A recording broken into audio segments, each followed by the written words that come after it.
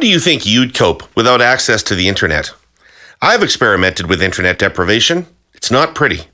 I'm fine for 17 minutes with no way to get to the life information or contacts I need before the e-sweats kick in and I curl into a very large, very whimpery Herle ball. That's my record, 17 minutes without the internet. And yes, this does include when I'm sleeping.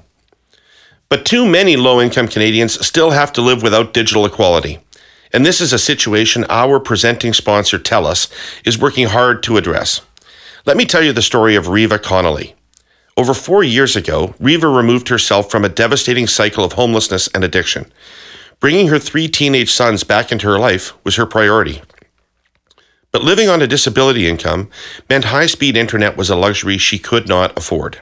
Here's how Reva tells it. For my sons, it was like living in the dark ages. They'd go from having everything at their dad's house to having nothing at mom's.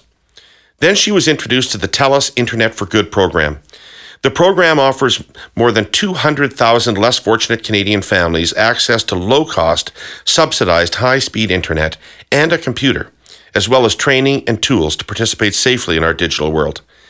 This helps ensure parents can stay connected with their support networks, digital learning opportunities and job opportunities, while kids and youth can learn digital literacy skills. Here's the best news. Reva recently landed a job at a recovery center for women, a role she quickly applied for over the internet after it was posted. To learn more about the TELUS Internet for Good program, go to connectingcanadaforgood.ca. Hi, it's David Herle here, and welcome to the Herle Burly. I want to start this edition of the podcast with a personal story. In 1971, I was a 9-year-old kid living in Regina, and I was crazy about the Montreal Canadiens. My brothers had introduced me to them. I'd discovered Stan Fischler and read everything he'd written, and I read Fire Wagon Hockey, and my brother gave me Strength Down Center, the Jean Beliveau story. I was crazy about the Montreal Canadiens. Everything about the team, the legends, the cups, Lalonde, Morenz, Richard, Beliveau, Blake, Locke, Harvey, and it goes from there. The team was unremarkable that year in 1971. They'd missed the playoffs the year before, and my teacher had made fun of me. I never forgot it. 6 games left in the season, they call up this huge rookie goaltender, sporting tiny goalie pads and the coolest cross-hatched fiberglass mask, who would not only lead them past the regular season juggernaut Orr Esposito Bruins in the first round of the playoffs with his spectacular play, but all the way to what has to be considered the most improbable Stanley Cup in the team's history. To call what Ken Dryden did all those years ago, starting in 1971, absolutely captivating, well, that would be an understatement. With a hockey career that resulted in 6 Stanley Cups in 8 years, the 72 Canada-Russia Summit Series win, and a Hockey Hall of Fame induction. And he's been no less captivating ever since, as an award-winning and best-selling author, president of the Toronto Maple Leafs, a member of Parliament for the Liberal Party, cabinet minister, teacher at McGill University, and a leading voice in concussion awareness and safety in sport. Today on the pod, we're going to be discussing his new book, Scotty, A Hockey Life Like No Other, and a bunch of other political things that crop up here pretty regularly. Ken Dryden, my friend Ken Dryden, welcome to the first repeat visit to the Herle Burly. Thank you, David. And all of those details. And then one just before that, when you were doing the commercial, and your reference to curling into a Herle ball. Yes. That is an image that I do not want in my head. It's not. No, nobody likes it. Nobody likes it. It's not good. So how you been? What are you doing these days? All right. Well, mostly it's book tour at the moment, but sort of thinking about what to do next, but mostly the book tour. And how has that been going? Has Scotty's been with you on some of it? He's not here today, unfortunately, but he's been with you on some of it. How's it going? It's actually been terrific, and I like book tours, and I'm supposed to not like them, but I do like them. One, I like to travel. Mm-hmm. 2, I like to talk to people especially who have read the book, and you run into all kinds of interesting people, and that's terrific. And I think, and the thing that is the most surprising and could be the hardest to deal with are just signing lines at bookstores or at libraries that are sponsored by bookstores. And the thing that's great about them is that virtually everybody in that line, when they arrive at the front with their book, they arrive with a story. Not unlike your story of 1971, but it'll be some other story that is absolutely as personal to them. And it will have to do with a buddy who something or other and either hated the Canadiens and they were rivals or whatever, or their father, a daughter whose image to this day still is most powerful about her father having watched hockey games together on Saturday nights and whatever. One story after another, after another, after another. And that is quite terrific. And so mostly I like the book tour a lot. Good. And Scotty was a part of it at the opening event here in Toronto. Then we went to Montreal for a few days. And he was great. And he, I think he wanted to do it. He wasn't sure what it would be like. And I think he was stunned at the reaction that he was getting, the kind of affection in which people hold him. He at the beginning, he said, I don't think I can do the interviews in French. He sat in at the beginning of one, and he started into French, and it was like he was back on the avenues of Verdun. And from that point on, he was just full out and I think he left Montreal feeling just a little bit prouder even than when he arrived. And I think he really enjoyed it. Well, that was part of the purpose of the book for you, right? Was you mentioned in the foreword to the book that had somebody else written this book, you wouldn't have felt a need to write it. Right. Right? But you didn't want this life to go undocumented. Right. Right? And so you feel that he feels that he's been given his due. Well, whether it's his due or not, Yeah. it's getting there. It's and I think that is it is certainly part of it. I mean, really, his achievements are amazing, and we kind of statistically roll them off our tongues. But no, they're actually more amazing than that. And so let's stop time for a moment. Let's chronicle this. And let's have it there for anybody else who might have an interest and who might then, take a moment after they've read it to sort of sit back and go, wow, that is amazing what he has done and the life that he's lived. So let's take a step back and walk through the book. But can you start with telling us how important and what is the role of a coach in professional hockey? So these people are professionals. Presumably, they don't need to learn anymore. They're professionals at what they do. And in the 1960s, when Toe Blake was winning all those cups with the Canadiens, people used to say all he did was fill in the lineup sheet and open the gate for line changes, and then he'd go out and win the game. What does a hockey coach do? Well, I think that the first thing that you do is you set a tone. And Toe Blake was a great tone setter, and Scotty Bowman was a great tone setter. And essentially, the tone comes from you and what you're like and what your expectations are and the way you see the world, and also comes from your ability to see your situation. So that Scotty absolutely understood every team he coached and every player he had. He knew what he had. And so with those, when he was coaching the St. Louis Blues, he knew he had an expansion team.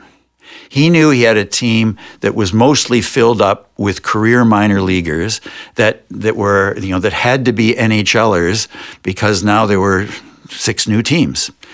And he also had, players that were considered either too old or too injured to be NHLers anymore. But he had to fill out a roster, had to play a game, had to try to find a way of winning, and did very well at that. Right. So then he comes to Montreal. Now he's got the reverse situation. Now he's got a team, filled with with players, a few who are kind of mostly past it, but are still decent players, and then this whole range of players that are about to arrive or are arriving just at that moment as stars that Sam Pollock has given him. And so he has to know that. And so what Scotty, the way the tone that he delivered to us was essentially, look, you guys, look at what we have in this place. We have the best general manager in hockey. We have the best arena in hockey. Look around this dressing room. We have the best players in hockey. And even though I won't tell you, others will, and you'll come to learn later, you have the best coach in hockey. Right. And so really look around. And you in this room, all of us in this room, none of us have the right to lose. Because if we lose, it is completely our fault. And so try to live with that. Live with that if you can. But if you can live with that, basically, we don't want you around here. We want a team that is made up with people who can't live with not being all that is in them to be. Right. And he was finesseless in terms of delivering that message. What does that mean, finesseless? Well, he wouldn't sugarcoat it. I mean, it would be, look, no. You won 5-2 last night. It's against a lousy team. And we were sloppy. And, we're 7 goals better than they are. And so you're happy, that we won 5-2? No. I mean, playing like that against a good team, we would have been beaten. Right. And we are about beating all teams, and especially beating those really good teams. And so last night was not a step in the direction of winning in the Stanley Cup Finals. And so you need to know that. And he was relentless about delivering that message. There wasn't sort of the day off, of stepping back and saying, oh, well, these guys need a bit of a break and we've had a stretch. And load management, they call it here in Toronto. Well, yeah. But there's physical load management and there's psychological load management. And he would not allow for psychological load management. Right. Can we just, for our listeners, do a quick overview of the highlights of why Scotty Bowman is Scotty Bowman, and why this book needed to be written? Can you just take a couple of minutes and walk through quickly the bio? Right. Well, I guess what is that he was born in Verdun in 1933. He played minor hockey like all kids or all boys at that time in his neighborhood, and local stuff and Willowbrook Park, outdoor rinks, played for as many teams as you could play on because no team played more than about 8 or 9 or 10 games a year. And he did that. Then one of his big breaks was that when he was age 14, the Canadiens would sponsor minor hockey teams. They asked him to play for one of those teams, and a perk was a standing room pass to the Montreal Forum. So he was now old enough to take the 58 bus through Verdun up the Atwater Hill to the Montreal Forum and watch. And he was a relentless watcher. And by the way, standing room in the Forum was the best place to watch a hockey game. Well, the thing that I never realized, because I played in a different version, a rebuilt version of the Forum, and I thought the standing room was only at the top. There were 2 standing rooms at the Forum. Oh, okay. There was a mid-level standing room and at the top standing room. And and as he said, he was quick enough to get up the back stairs because he was only 14 years old to get a good spot in the mid-level. Right. Yeah. And standing room was hugely important at the Forum at that time because, and this is something I learned, is that the seating capacity of the Forum until the late 40s or early 50s was 9,300. It was less than 10,000. And there was about 3,500 or 4,000 standees, in it. So anyway, he's there watching the Rocket at his peak, A couple of years after he had scored 50 and 50, still at his peak. He saw Gordie Howe arrive into the NHL as a 17-year-old. And because Detroit, one of 6 teams, 5 opponents, 70 games, 7 times the Detroit Red Wings would play at the Montreal Forum. He'd see all of that. So then he moves through, career ends with a head injury, with a fractured skull, starts coaching in these, neighborhood rinks, moves up to be a coach and then a scout, and then into the NHL. But in the end, he won 9 Stanley Cups. He won 5 in Montreal, 1 in Pittsburgh, and 3 in Detroit. He won more games than any other NHL coach by far, and more Stanley Cups than anybody else.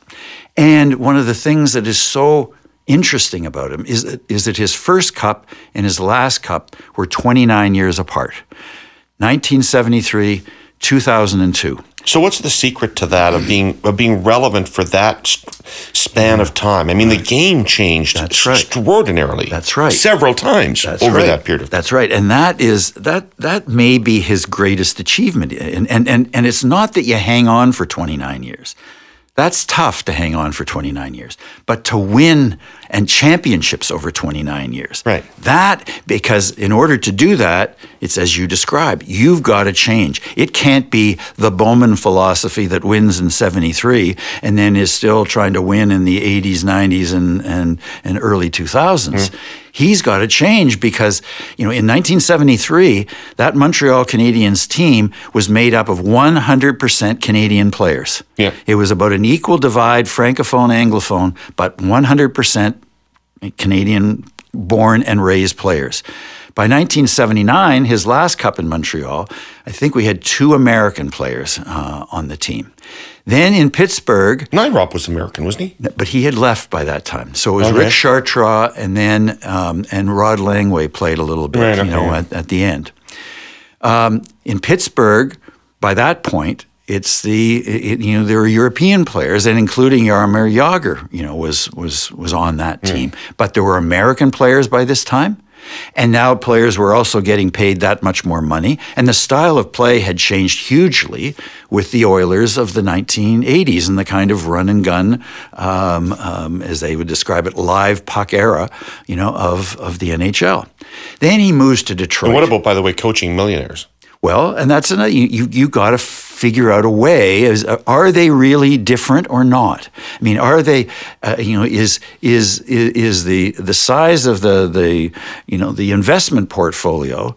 Does that make you less competitive? Does that drive you less or not? And he has to figure that out, and he has to figure it out with each player. Right.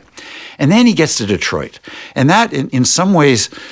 That's almost my favorite story of him in Cups, and especially the last one. He won, a couple in the mid-'90s, but then they didn't win for a few years, and it was coming to the end. I mean, he knew that he was close to the end of coaching. And what he had on that team were players. He has 9 of those players of that last team are in the Hockey Hall of Fame, and another one will be. But there was only one of them who was still in his kind of Hall of Fame peak years of playing, Lidstrom, the defenseman. Yeah. All the others were past their peak. Right. And Yzerman, for example, kind of a role player at that point. That's right, he was. And it was, the Chelios, was, 55 years old. Yeah, whatever. Yeah, right. And it was Larionov. They were all, Shanahan, Brett Hull, Luc Robitaille, one after another. These were, terrific players who a lot of them had been captains on their own, on their previous teams. They were the go-to guys on those previous teams. They're there on the power plays, and they're important. They need to feel important. Importance is being on the ice, more, and being on the power play, and in important times of the game. And all of a sudden, you're looking around and you're seeing all of these other players, and there's only one clock, and there's only one puck. And so how are you going to manage all of that. And plus knowing that, that when you're 37, 38, 39 years old, if you play the same amount of time, you're not going to be as good. And two, you're going to get injured more often. And if you're injured more often, it's going to also take you longer to recover and get back on the ice. So he had to get them to understand all of that. And he did. And Dominic Hasek was another one. And he did largely because they were at a stage of their career where, once they were 32, 33 and they were past their peak, they would have been really sour about not getting as much ice time. By 36, 37, they were into a point of where they were somewhat grateful, and at that point, really grateful for one final chance. Sure. And he understood that. It was his final chance. It was their final chance. And together, they ended up winning this cup. So that is a pretty remarkable career. When did you first meet him? Well, that's a good question. And I think it had to be the first day of training camp, September 1971, when I was, we had won the cup the previous spring. Yeah. And Scotty had been in St. Louis. And so he was coming in as the new coach of the Montreal Canadiens. And it was probably then. Who really hadn't had a coach the year before, right? Kind of two interim coaches. Right. When they won the cup in 70-71, Claude Herle was there, and then he quit, and Al McNeil came in. But neither one of them was really in charge of that team the way Scotty would come to be in charge of that team. So 71 would have been different. Yeah, it would have been different in a way. But again, even though Scotty came through the Montreal system, knew everybody there intimately, was Sam Pollock's guy, he came in tentatively as well. And I think you do that. I mean, he was only at that point, so he would have been, 38 years old, I guess, something like that, 37 or 38. And this was Montreal. This wasn't St. Louis. And so he was a bit tentative. And so he wasn't, I don't think he took sort of full control of that team until the following training camp. And then things were different from that point on. Right. So you meet him at the training camp. I think it's fair to say that you love Scotty Bowman. What did he do over the time of being your coach, or what impression did he make on you that has created this relationship between the two of you? Well, I think this is unusual. Yeah, well, maybe. I think there are a lot of players in retrospect, and oftentimes it isn't at the moment. It is retrospectively that you sort of see, wow, that was a very special relationship and a very special time, and so there is a kind, there's an appreciation that grows. And plus, at the same, while you're doing it, you don't step back and appreciate. I mean, that's not what you do. As soon as you step back and appreciate, you lose. I mean, you don't have anything to appreciate anymore. Right. And that was especially the case in Montreal, and especially the case with Scotty, where that essentially his message all the time was, well, yesterday was great. Yesterday we won. Yesterday we won the cup. Today there's another game. Okay, but now it's all about that. Not to put too fine a point on it. You, unlike most of the other players on the Canadiens, like Scotty Bowman, like other players who've written about him as a coach, like Lafleur and stuff, talked about his aloofness, talked about a gap, a dissonance between them and Scotty Bowman, right? Yeah. They don't talk about him with affection. No, yes, that's true.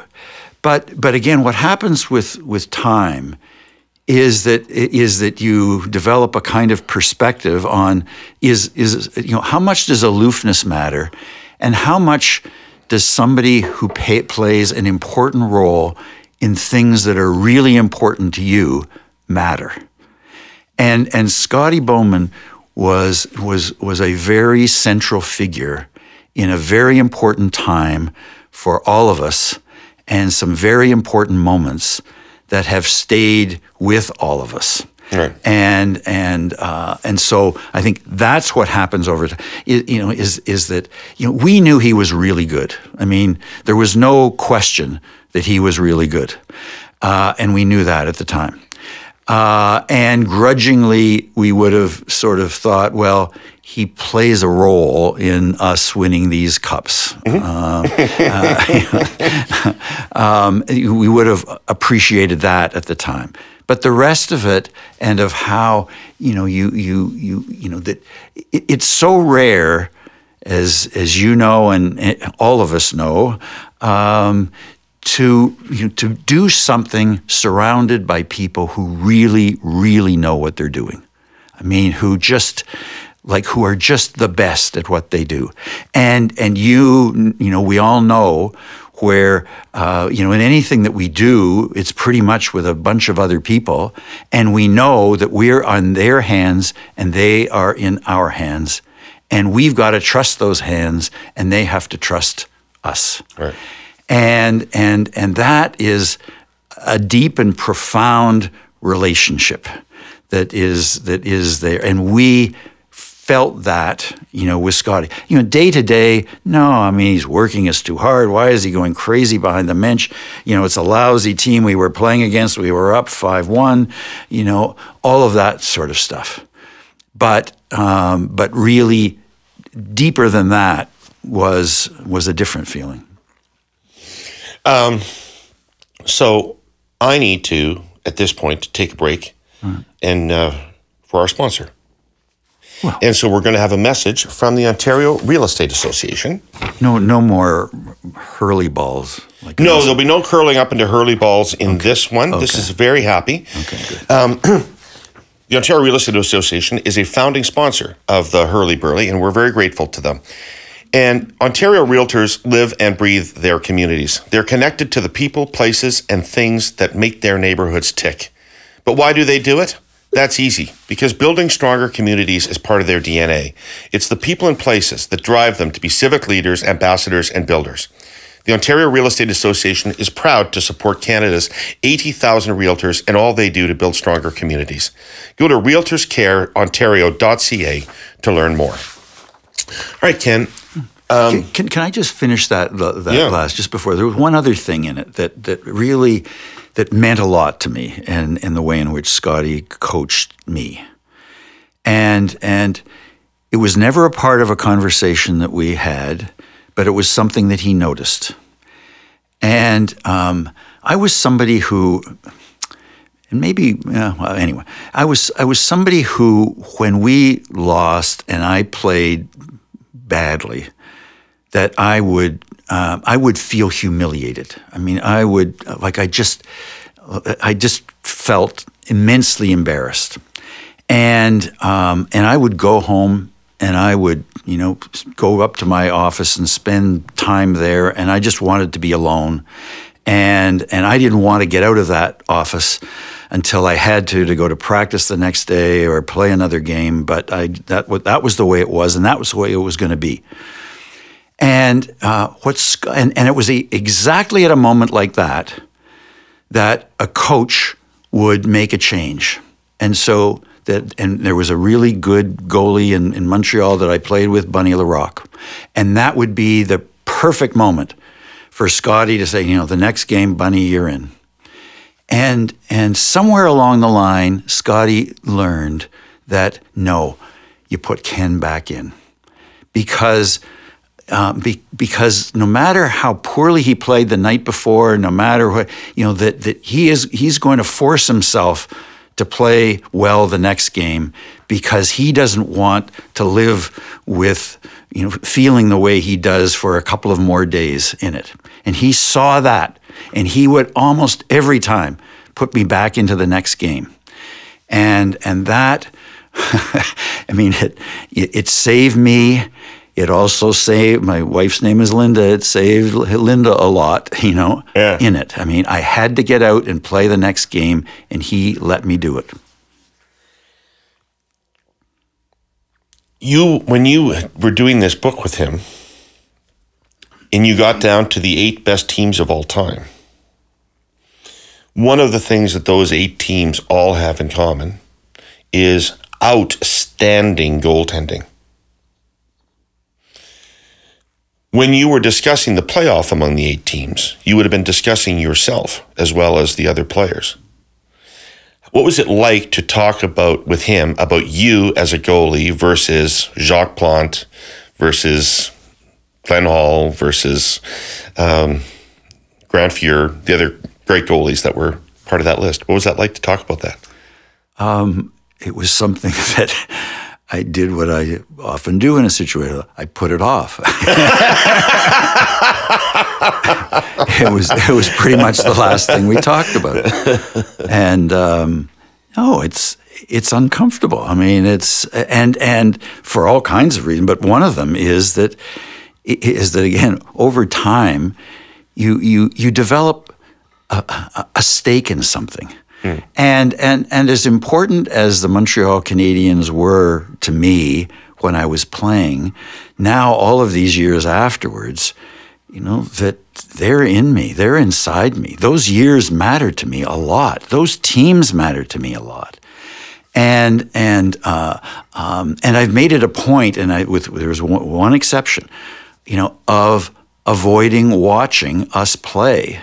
I don't watch the 72 series. Except once. I've never watched us play, games because I don't want to watch. I mean, I don't want. I know what I think. I know what I feel, and I don't want to argue with what I see and what I feel, and I don't want it to be diminished. It's there. It matters to me. And so now all of a sudden, if some, cheesy journalist, makes some, nasty crack one way or another about me, it's not that it doesn't bother me. It does, but it doesn't bother me the way if Scotty Bowman did. I mean, Scotty Bowman knows a little bit more than the guy who's, right. writing about it. Yeah. So this was something that I would put off. And we went through the other teams that he picked chronologically. Right. So there was team, and then I'm not unaware that pretty soon, chronologically, we're going to get to a team that I played on. Mm. And so I did what I do. So we just skipped over that team. And we went to the other teams afterwards. Right. But then eventually, after 7 teams, there are 8, and so we got to talk about that 8th team. Mm. And then at a certain point, it's talking about all of the players including me in it. And it was literally the last thing that I would talk to him, about. Right. And when we got into the playoffs part of it, that it was hard because again, he was the one who chose the 8 teams, but then after he chose those 8 teams, I didn't want to know who he chose to win, who he thought would win once the matchups began. And so then, it's 8 teams and quarterfinal series and then semifinals and then finals, and who's going to win? Well, and eventually you're getting really at the crunch of things. I mean, it's not only picking the 8 best and not the others, but now it's deciding among those 8, and you're having them head to head. And it's the great offensive players against the great offensive players, and who, would win out, and the defense and the goalies and the rest. And this is getting a little close to home. And so, finally, I mean, you sort of get to that. But it was not fun to do. And I got nervous. I mean, I got nervous as we were, working our way through these playoffs, and I had no idea what he was going to say. Right. But what he was going to say was going to end up sticking with me and mattering to me, and that wasn't fun. But you're okay. Well, it was again, the thing was Scotty, and it's very, and I think almost all of us as players never quite understood it when we were, when he was our coach, and that is that sort of nothing is personal. Like there were certain players that were, as Scotty would say, the back end of their careers when I started. So Jean Beliveau was in his last year. John Ferguson was in his last year. Then when Scotty came on, Henri Richard was in his later years. J.C. Tremblay, Terry Harper, Jacques Laperriere. And they didn't play as much as they had played before. And of course, to any of us who hasn't played very much, or as much as before, we think the coach doesn't like us. We think that the coach thinks we can't play. We think the coach is crazy because he's totally wrong and we can. And that's what we think about it. And we think he hates us, and and we're sure that he knows that we hate him. Well, like when we would talk about some of those players, that in doing this book, I was waiting for them to, Scotty to say, well, that they weren't that good and this and that. No, like it would be, if you mentioned that to Scotty, his eyes would widen and it would be like, oh no, Jacques Laperriere was a really important player, and Terry Harper, the two of them together, and they were so competitive, and the way they killed penalties, I mean, it was just great. And J.C. Tremblay, the way he moved the puck, and Henri Richard was as competitive as his brother, and and so it was nothing personal. Is that they were not playing as much because, in Scotty's view, they weren't good enough to play as much as that at that particular moment. Right. And so, the judgments that he would come to, he would come to them easily because they were all judgments in terms of what he would see, even if all of us would end up taking them personally, but I had to try to remember that no, it's nothing personal. Did you take Game 2 of the 1979 finals personally? Well, that was, it was, well, yeah, like that. So to set it up is that I knew that was my last year. I had told the team the year before that this would be my last season. Oh, really? So if he'd come back, you wouldn't have come back? No, and so we're playing the Rangers in the finals, and I had played every second of every playoff game since that first year in Montreal in 1971. I took off the year, so I obviously didn't play that. But when I was there, I played every second of every game. Never anybody else starting, never pulled anything. We play the Rangers, and I'm not playing well in that playoff year, but now we're against the Rangers in the finals, and I'm not good. And at the end of the second period, Scotty pulls me, and he had every right to pull me. I wasn't any good, and Bunny Larocque is a good goalie, and this is the Stanley Cup Finals, and we're behind, and so I'm out. I'm out of the game, and absolutely, it's the right decision. So then we lose the game, but Bunny doesn't let any goals in the third period, so he's going to play the second game for sure. It's the right thing to do, and I have no problem with it because I can't figure out, my game because I'm playing lousy. Well, then Bunny gets hurt in the warm-up. Like, goalies never get hurt in the warm-up. He gets hurt in the warm-up, and I go back in. And I end up playing, and we win, and we ended up, winning again, and I was in. And so, it mattered to me a lot to be able to, play and to win that final cup in the last game that I played. But and so it was personal in a very different way. Right. What does Scotty Bowman think about your proposed rule changes for hockey to reduce concussions? Have you talked about that? Only a little bit. And where it really comes up, and Scotty is somebody who often doesn't bring up things directly, but he has grandkids who play, and one is now playing at Deerfield Academy, but he played minor hockey in Chicago, and Chicago has great minor hockey teams. The Chicago Mission and Chicago, I think, Young Americans. They're really good. And there's another son who's still in Chicago. They're both Stan's sons, and Stan is the general manager of the Blackhawks. And so Scotty will say, something about, that one of their kids, has got a concussion. Or actually, he also has a daughter who has some kids playing in Boston. And it will be the same thing. And he'll give me updates. Still out, and that their parents are really concerned, and that's his way of talking about it. And he'll send me articles. He'll send me links. He'll send me emails that people have sent him that make reference to concussions and brain injuries, and so he thinks about it. Can you lift back the curtain on him a little bit? In recent weeks, hockey fans have been exposed to some of the tactics that some coaches use to motivate their players, and some of that sounds like abuse, and some of that sounds like bullying to people. But I'm not equating Mr. Bowman to any of that, but I am interested in what were his techniques, what were some of the things he did to motivate players? Yeah.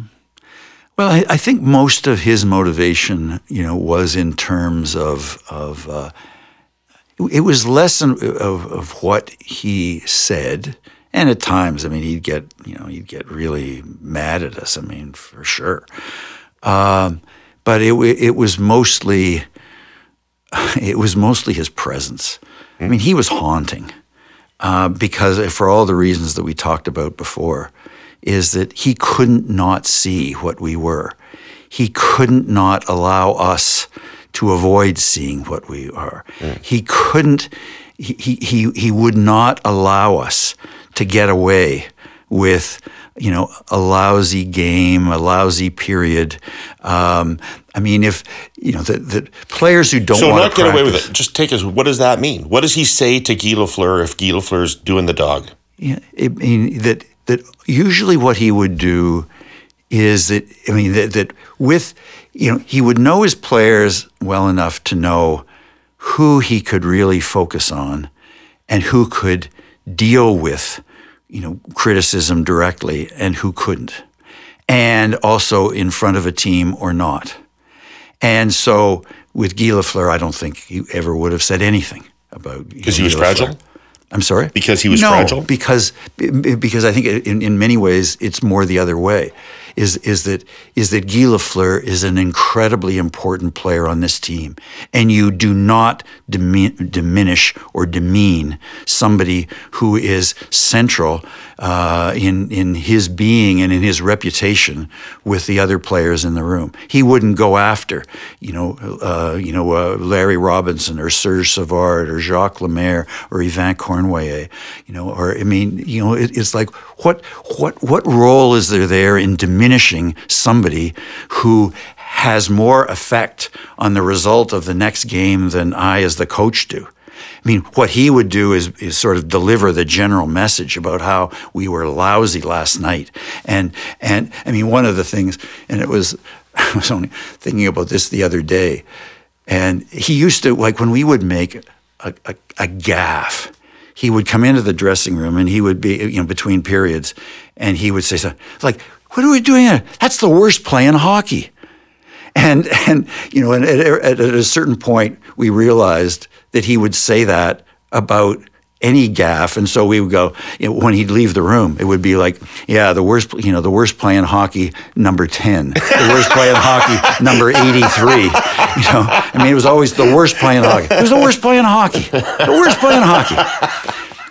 And so there was all of that, but it was far more penetrating to know, this guy that you cannot, one of the things that players love, all of us love to do the morning after a game when we got to practice, and we don't want to practice. It's 10 o'clock in the morning, we don't want to be out there on this ice. And we go out, and so we know we have to look like we're really going. So we know we don't want to move our feet fast because that would take a lot of effort. So what we do is we pump our arms like crazy, like we're going 1,000 miles an hour, and the arms are just going and going and going like that, even if our feet are almost stationary. Right.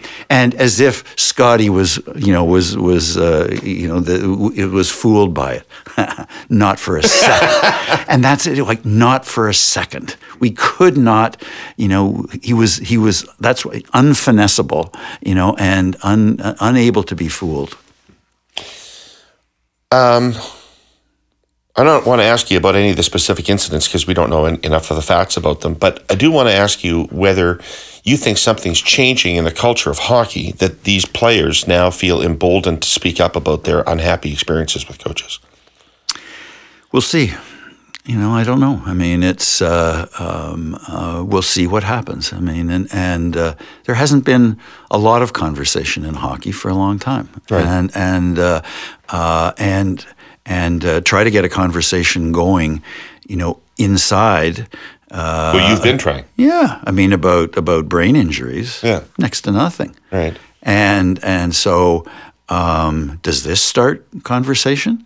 And whether it's sort of, abuse or racism or something like that, is that sort of, well, okay, that's a good conversation to have. And there are other conversations to have.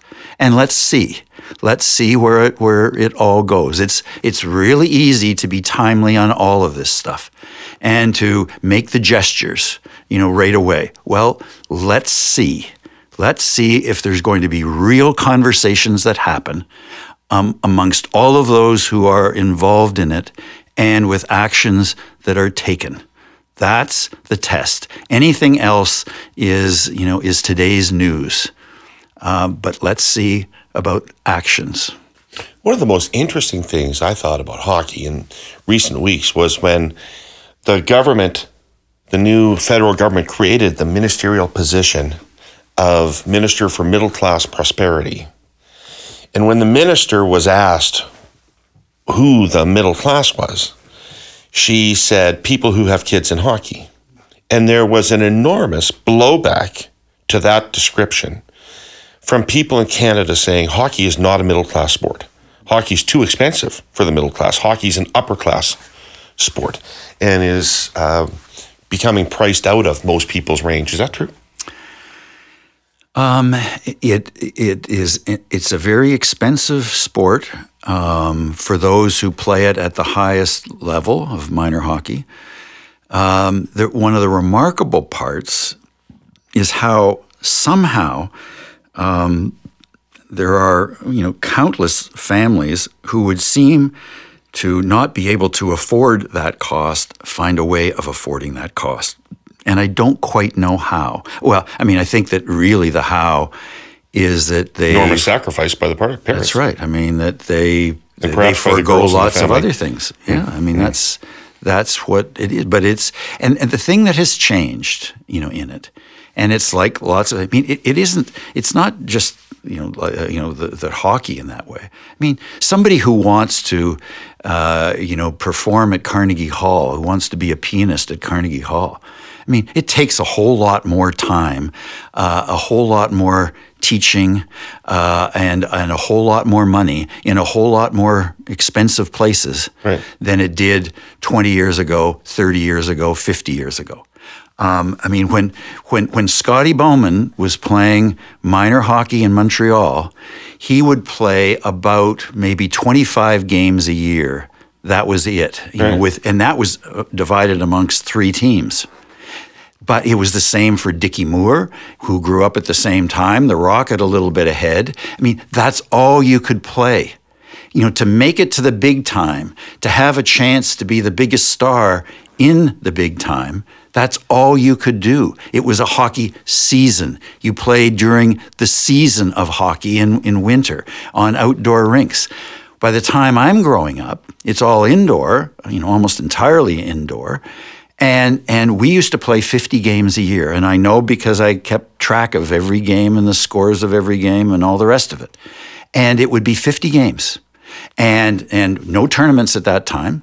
We'd play 1 or 2 exhibition games. If we went to the final game of the finals and the series went their full extent, we might play 53 games. That's it. You couldn't play anymore. That's what it took to make it to the top.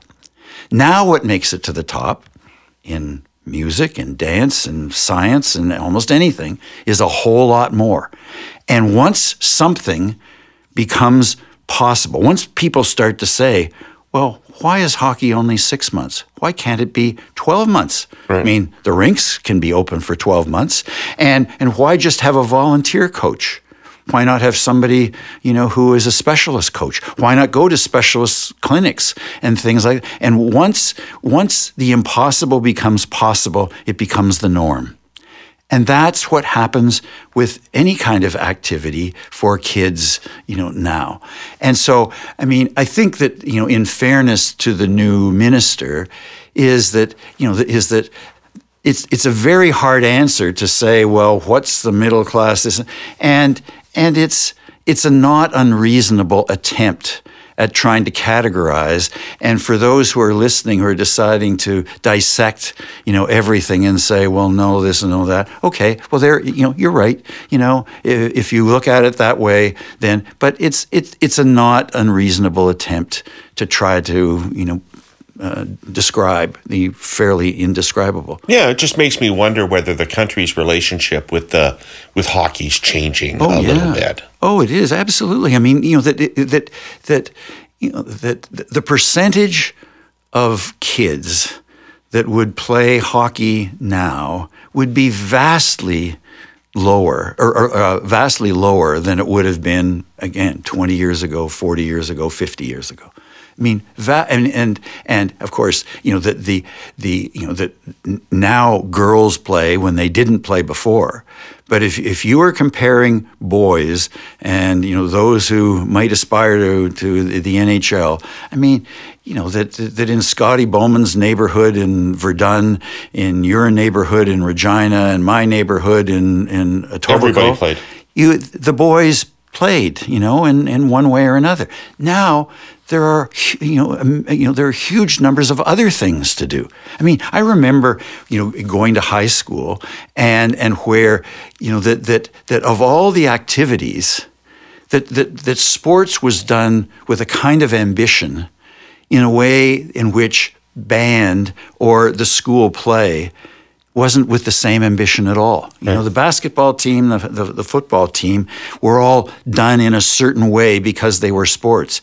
You go to a high school now, go to a high school, music night. Man, I mean, they can play. And the ambition that is put into that program is the same as the ambition put into the sports program. And there are just countless other things to do. All right. Just a few minutes left, Ken, and I want to just shift gears a little bit. We had an election just recently in this country. Presume you followed it. We haven't talked about it. What did you think about it? Well, I guess the first feeling, and it always stuns me after every election, and I think I felt the same way after every one. And the first one that I was involved in was federally in 2004, and then we had an election in 2006, 8, 11. I mean, we had 4 elections in 7 years, and then watching the election in 2015, and then the one this time. And that, I mean, the way our system works, of course, is that we are, divided into ridings.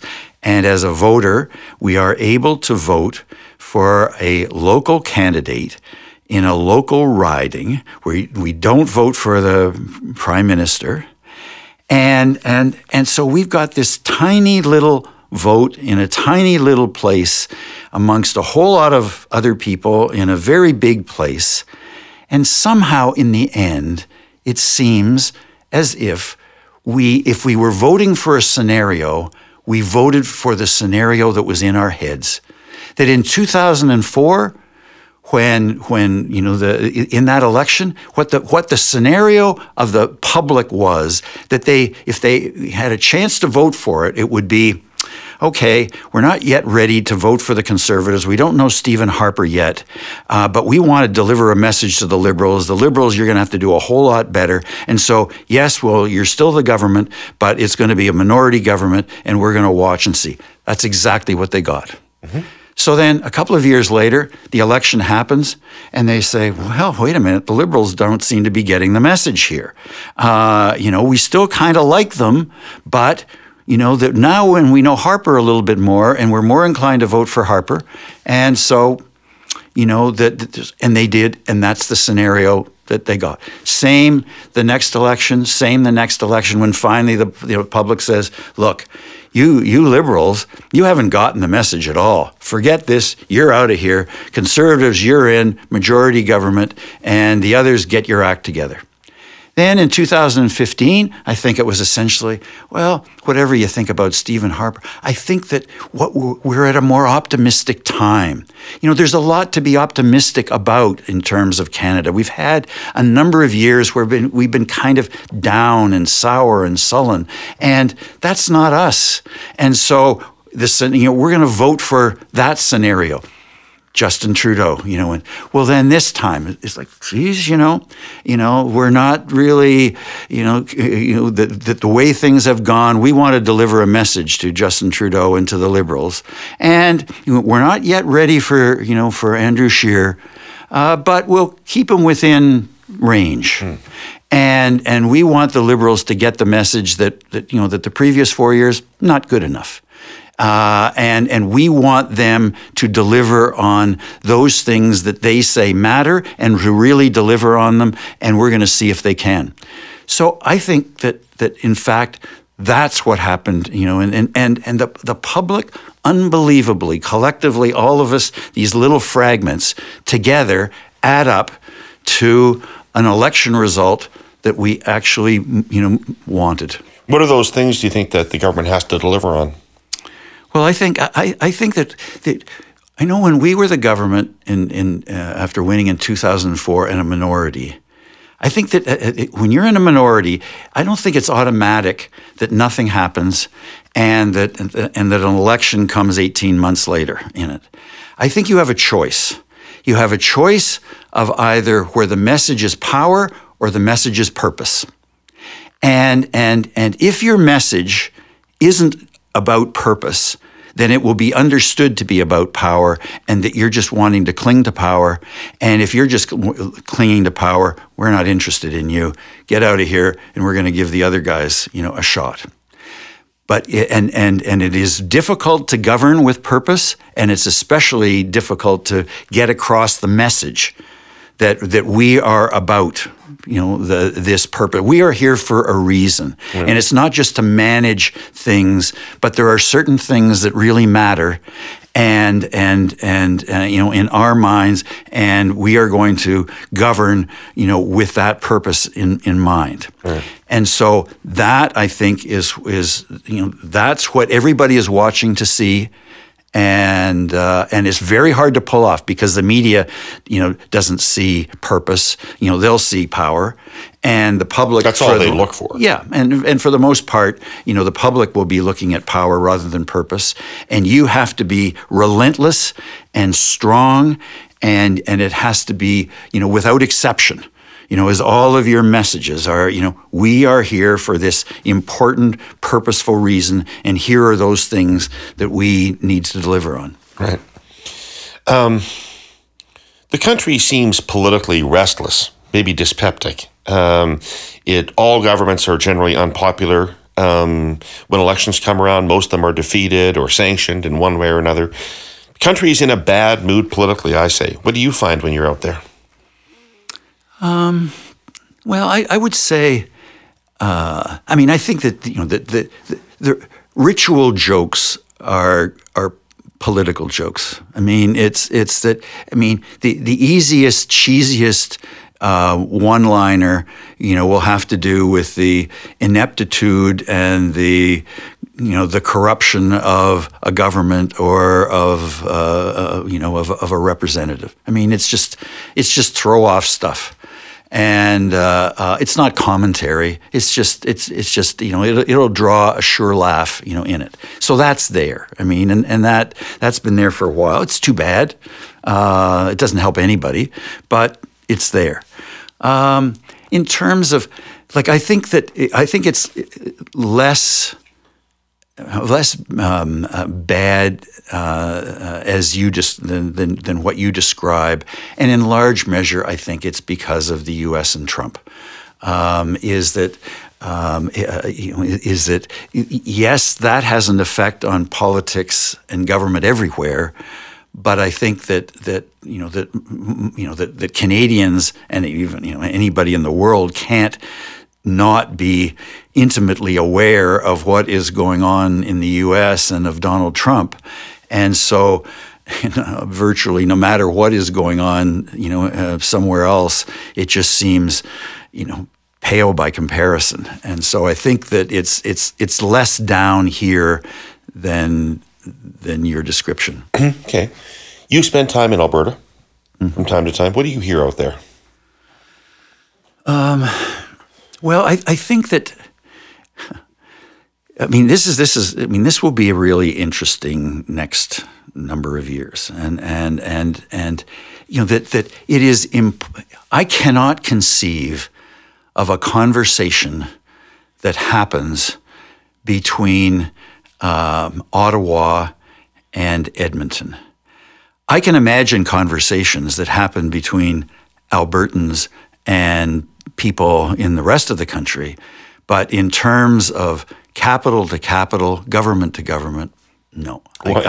Because I think it is so overwhelmingly laden with history. I mean, it is about energy and what one does, but it's also laden with East and West and getting the shaft by all the decisions that are made in the East. And that is so powerful in terms of the history. Yeah. Now, that said, when I taught a course at McGill, that we broadened it, and so that it was not just McGill, but also the University of Saskatchewan, the University of Calgary, and Ryerson.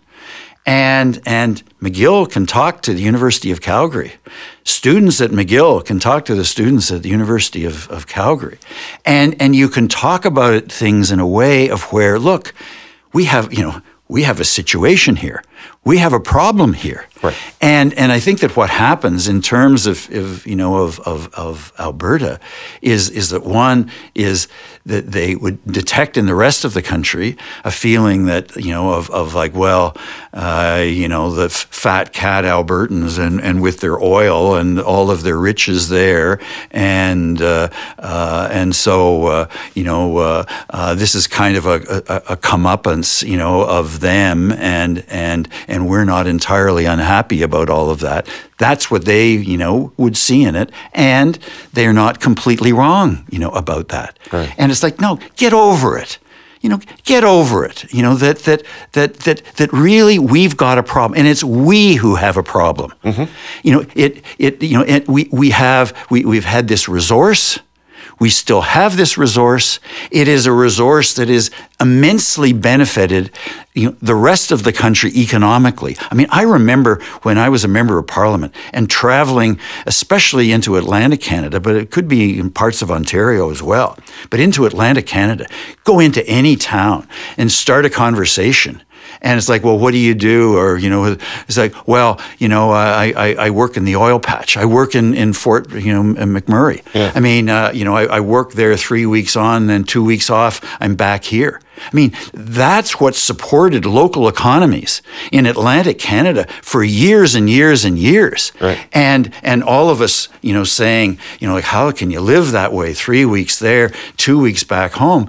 And people in Atlantic Canada saying, guess what? That's the way we've lived all of our existence. With the fishery, people are away for weeks, then they come back. With the forestry, away for weeks and come back. This just happens to be a whole lot more lucrative than the fishery, and forestry. but it's to have the conversation and to have it where the conversation can be had. And it's not, it's not foreseeable to me that it's going to happen, from politician to politician in it, but it needs to happen.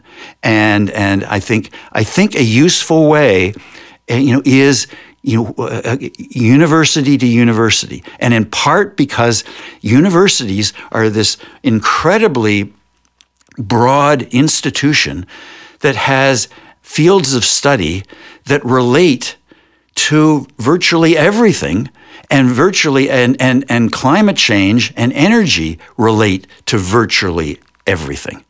And so you've got specialists in, energy, engineering, technology, political science, public policy, sociology. I mean, they're all there at the universities. Well, have the conversation, because if it doesn't happen there, it's not going to happen in any other place. That is a great idea. That's a great idea. Ken, you've been so generous with your time. When you get through this book tour and you get through Christmas, what's next for you? We'll see. But that I have something in mind I'm working on, and we'll see if it works out. But I really do want to end the interview going back to Scotty, because again, he that as great a career as he has had, that coaches rarely, like, if you're legendary in a character way like Vince Lombardi, you always get your due because he's a bigger than life personality. Yep. Scotty Bowman is not a bigger than life personality. Mm-hmm. But I mean, the level of his achievement is so remarkable.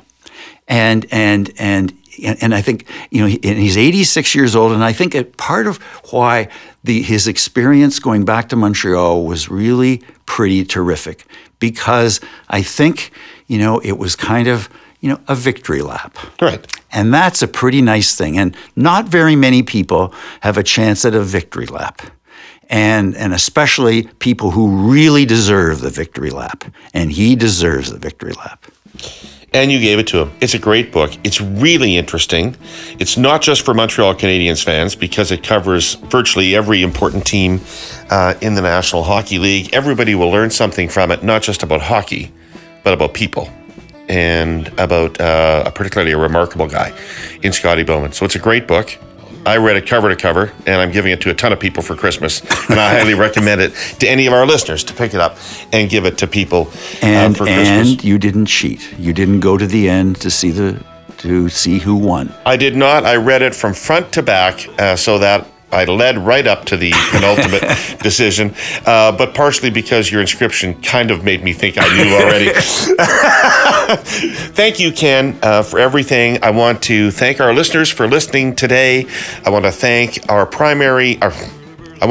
presenting sponsor, TELUS, and our original sponsor, OREA, the Ontario Real Estate Association. I'd like to thank Metal Donkersgood for engineering this episode, and Jill Engelman for producing this episode. The next episode will be on December 17th, as the political panel, Jenny Byrne and Scott Reed, and I will be recording live at an event in Ottawa for Canada 2020. So for any Ottawa area listeners, on December the 16th, the Herle Burly with Jenny and Scott is in Ottawa. So we'll be back on the air on the 17th of December, and have a great week, everybody. Take care.